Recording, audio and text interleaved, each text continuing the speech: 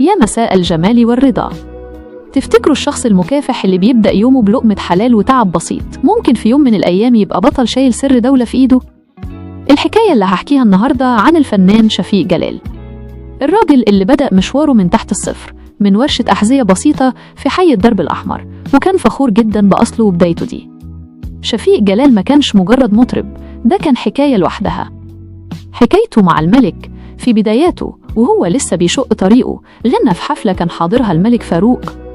الملك وقتها أعجب جدا بصوته وبالنبرة المصرية الأصيلة اللي فيه، لدرجة إنه طلب يسمعه تاني، ومن هنا الناس بدأت تعرف إن صوته وصل لقصور الملوك. بس شفيق فضل زي ما هو، ابن بلد مخلص لناسه ولبلده. المهمة السرية السنين دارت، وبقى شفيق نجم كبير، والمخابرات المصرية وثقت فيه عشان يقوم بدور وطني حقيقي. سافر لبيروت في وقت كانت الأوضاع فيه مش مستقرة، وكان التكليف إنه يقابل شخص غامض ويسلمه أمانة غالية جدا، مايكروفيلم عليه معلومات في غاية الأهمية. تخيلوا شفيق جلال وهو قاعد في فندق في بيروت، والهدوء محاوطة من بره بس قلبه بيدق بسرعة، ومستني الشخص اللي ما يعرفش حتى ملامحه. الأمانة وصلت والمهمة نجحت، وفناننا أثبت إن الجدعنة مش بس في الموال، دي في الفعل وقت الجد. أسرار تانية حقيقية، شفيق جلال كان معروف عنه إنه بيت سر لزمايله الفنانين، وكان دايما هو اللي بيصلح بينهم لما تحصل أي خلافات. وكمان كان ليه دور كبير في دعم أبطالنا في مدن القناة من غير ما حد يحس، وكان بيخصص جزء من أجره في الحفلات عشان يساعد أسر الشهداء والمجهود الحربي.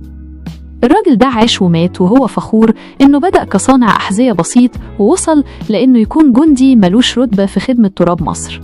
تفتكروا إيه اللي يحصل لما عبقرية محمد فوزي تقابل أصالة صوت شفيق جلال؟ الحكاية مش مجرد لحن وغنوة، دي قصة عشرة عمر وجدعنة ولاد بلد بجد.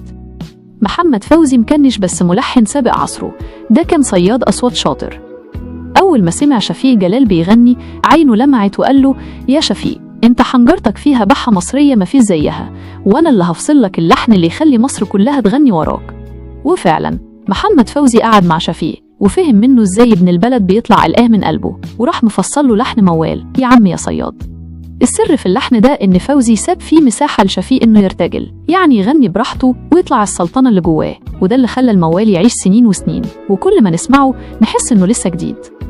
والجدعنة بقى ظهرت وقت المحنة، لما محمد فوزي تعب في أيامه الأخيرة، شفيق جلال مسبوش ولا فرق لحظة، كان بيروح له المستشفى ويقعد جنبه يغني له المواويل اللي فوزي لحنها له عشان يهون عليه وجعه ويطمن قلبه بأن فنه لسه عايش وصوته لسه مالي الدنيا. كانت علاقة حب واحترام متبادل، فنان بيقدر عبقرية ملحن، وملحن بيعشق صوت ابن البلد اللي طالع من ورشة الأحذية لقلوب الملايين.